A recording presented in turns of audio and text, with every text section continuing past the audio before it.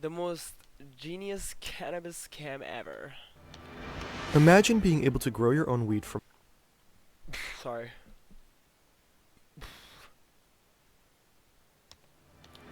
Imagine being able to grow your own weed from home, completely legit, with just a few clicks.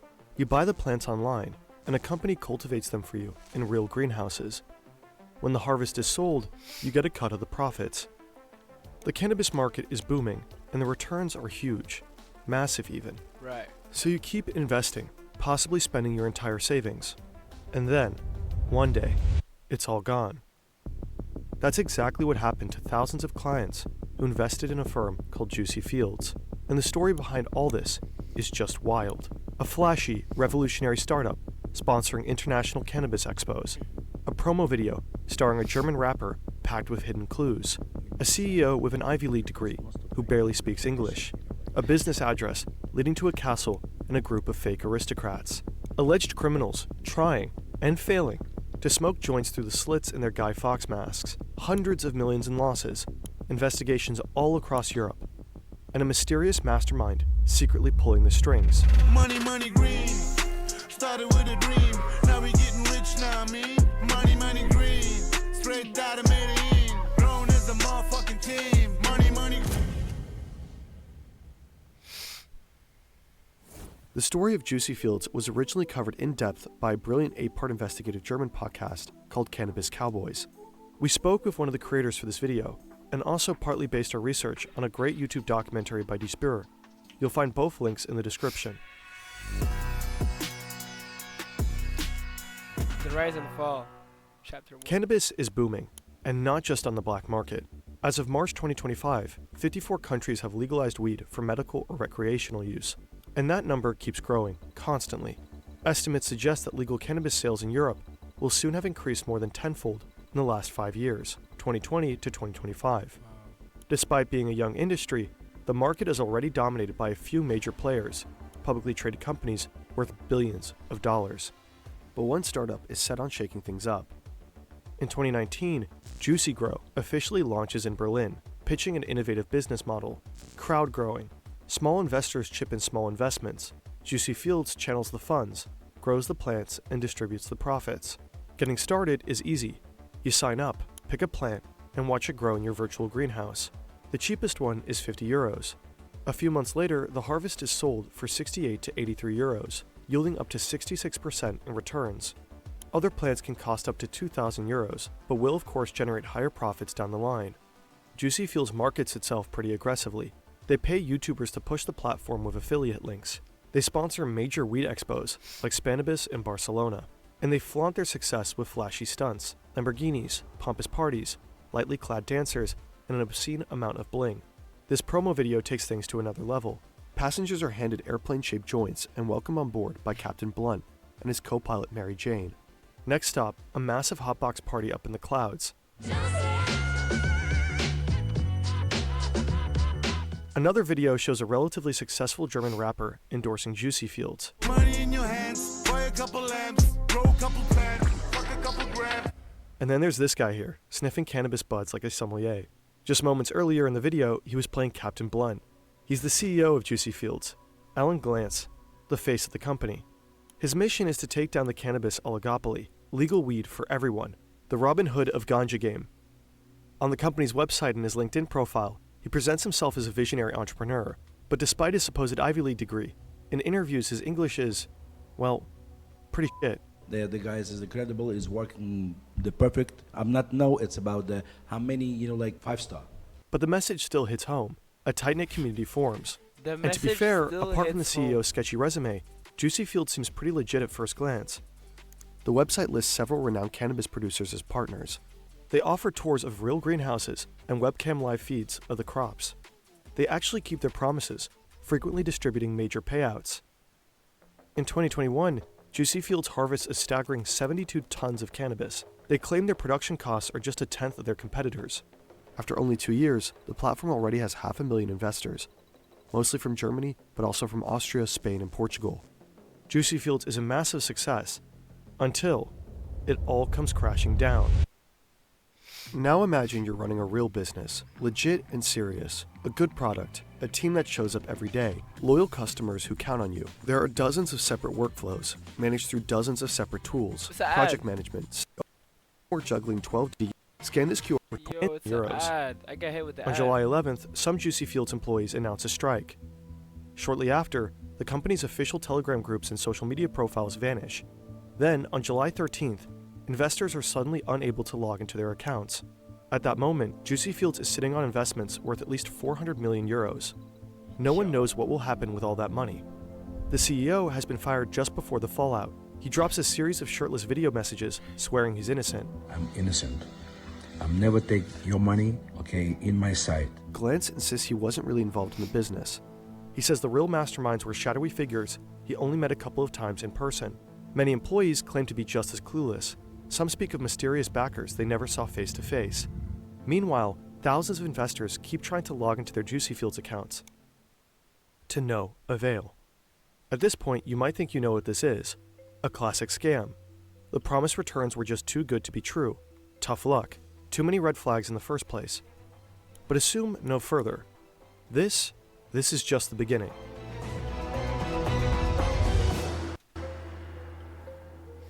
Chapter 2, Power Struggle.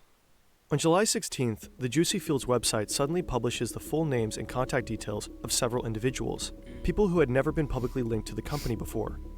The statement accuses them of plotting a hostile takeover. It claims the customer logins had to be frozen to prevent that.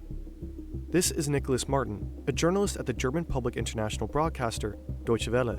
He has followed the case from the start and spent over a year investigating it. He explains that Juicy Fields split into two fractions. The old Juicy Fields, made up of the platform's original founders, and the new Juicy Fields, a group of individuals based in Germany. These new people are all connected to Juicy Fields AG, a PLC registered in Switzerland, so they seem to have some actual ties to the platform. Their official address is a castle, and many of them boast long and complicated noble titles, counts, dukes, and princes. But according to Martin's research, these people are only fake aristocrats. Their titles are not real. The old Juicy Fields operators zero in on a wannabe nobleman in particular. They claim he stole all the funds and disappeared, hinting that he's hiding out in the Bahamas to evade taxes. They tell him to stop acting nasty, and that they're getting irritated by his actions, especially their guys in black hoods. Leaked documents suggest that Juicy Fields' main bank account was opened by one of those fake aristocrats. If this were true, the new guys from Switzerland would have had direct access to all the money and could run off with it. At this point, it really does look like Juicy Fields was undermined by a criminal gang of fake German noblemen. But the presumed aristocrats fight back. They claim they never had access to the main bank account, saying it was set up with a fake passport and a fake signature. To prove their point, they leak internal documents allegedly exposing the real masterminds behind Juicy Fields, the people running the website and the company itself. According to these documents, 4 Russian-born men are listed as the official owners of the German Juicy Grow GmbH. The leak even includes passport copies for 3 of them. The company's actual CEO appears to be a man named Viktor Bittner, a Russian-born German who has stayed completely out of the spotlight until now. But the main shareholder and the true mastermind behind all of it is supposed to be a Russian named Paul Bergholz. It also turns out that Juicy Fields wasn't just operating through 1 or 2 companies. The companies in Germany, GmbH Ltd, and Switzerland, AG plc, appear to be linked to at least 6 other European firms. The company's legal imprint starts to get edited on an almost daily basis, and nobody knows by whom. Then, a newly appointed CEO from South Africa speaks up. Again, there's no way to prove this guy is who he claims he is. In November 2022, Juicy Fields appears to have summoned a so-called anti-crisis committee. All attendees are hiding behind V for vendetta masks. They keep blaming the new Juicy Fields, and even dangle the hopes of recovering lost investments. But the whole thing feels surreal. One of the 6 masked figures tries to smoke a joint through the slit in his mask, and fails spectacularly. It's total and utter chaos. There's countless leaks and docs flying around. There are CEOs, founders, shareholders, presidents, and consultants. But who is really calling the shots? It will soon turn out that all the chaos and confusion is not accidental. It's most likely part of a meticulously orchestrated farce. Behind all these weird characters and blatant amateurs is someone who knows exactly what they're doing. Chapter 3, The Puppet Master and His Fixer. October 2021, 9 months before the login freeze. Victor Bittner sits alone in Berlin. On paper, he is the CEO of the German branch Juicy Grow, but he's not the one calling the shots. The real power lies with a small group operating out of St. Petersburg. Bittner is little more than a frontman, a puppet CEO, facilitating access to the German market. He is also the one who set up the German bank accounts that are now full to the brim with millions of investments. But the world is in lockdown, and traveling is nearly impossible. Bittner's bosses are stuck in distant Russia, and Bittner starts wondering, why not take the money and make a run for it? He seizes the moment and hogs 1.5 million euros for himself, but it doesn't go unnoticed. The puppeteers in Russia order their in-house fixer to fix the situation. Bittner is marked for liquidation, but the fixer refuses, opts out, and walks away. About a year later, he blows the whistle. Using the alias Anders, he reaches out to a Swedish lawyer who represents people affected by the Juicy Field scam, Lars Olofsson. The whistleblower Anders said that I don't want to be a part of this. Yes, I could scam people. I'm a criminal. Yes, but I don't want to be involved in killing people. Nicholas Martin and the creators of Despair documentary have spoken to Anders as well. We can't independently verify his claims, but Despair was able to prove that he was in fact part of a criminal network in St. Petersburg. Anders says Juicy Fields wasn't just a massive scam, but a perfectly orchestrated puppet show, with a brilliant mastermind pulling the strings on a whole cast of disposable puppets. The most visible of them was Alan Glantz. Anders confirms that he never was some business genius with a degree from an elite university. Thank you guys for understanding. He appears to have been a taxi operator in St. Petersburg before his stint at Juicy Fields. His real name isn't Alan, it's Anatoly. They bought him designer suits and a Rolex to make him look the part. The entire Juicy Field success story was carefully staged. The 72-ton harvest, the 500,000 investors completely made up. Most of the big-name partners had no idea they were being featured on the website. The Lamborghinis were rentals. The tours took people to random cannabis plantations with zero connections to Juicy Fields. And the profits from those crops, the sales never actually happened. There was no revenue stream whatsoever to pay out those returns. The truth is that Juicy Fields was never even allowed to sell cannabis-derived financial products. The Berlin Trade Register officially listed the company as a gardening supply business. Everything points to a classic Ponzi scheme. New investors kept pumping in new cash, and the old investors got their payouts from that same pool of money. Of course, the whole system only works as long as it keeps growing. But the masterminds knew it wouldn't last forever. According to Anders, they had a clever exit strategy, a tangled web of shell companies, a bank account in Cyprus, and a few hand-selected fall guys to take the hit. I'm calling them useful idiots. These are people who are just being paid to be seen and signing papers and so on. They are not the mastermind. Anders says the entire power struggle was orchestrated too, a big fat red herring to sow confusion and distract people from what was really happening. The accusations against the fake aristocrats, the leaked Russian passports, probably all staged. The passports are fake, the names made up, the photos edited. The only real thing is this: there really was a tight inner circle behind Juicy Fields, and they were really led by one mastermind. His name just wasn't Paul Bergholz. Anders describes him as a low-key, tech-savvy guy, an IT expert, darknet enthusiast, and die-hard cannabis fan.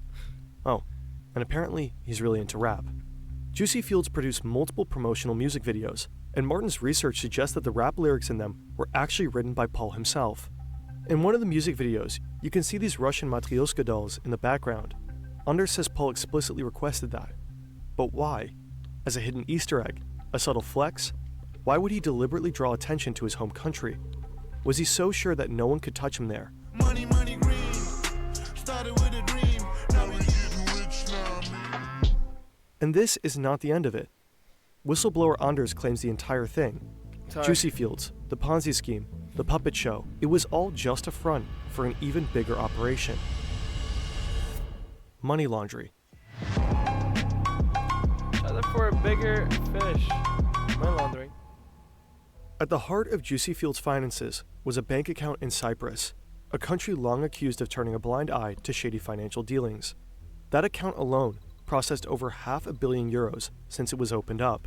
The cannabis investments might have been the perfect cover for an old-fashioned money laundering scheme. The dirty money flows into illegal business, blends it into its revenue stream, and comes out clean on the other end. In other words, the Ponzi scheme and the money laundering machine could have been a perfect match. Anders claims the masterminds had direct ties to a Colombian drug cartel. Was Juicy Fields a front to wash cartel money? Martin and his team spoke to the German prosecutor's office. According to them, Juicy Fields was linked to organized crime in Russia.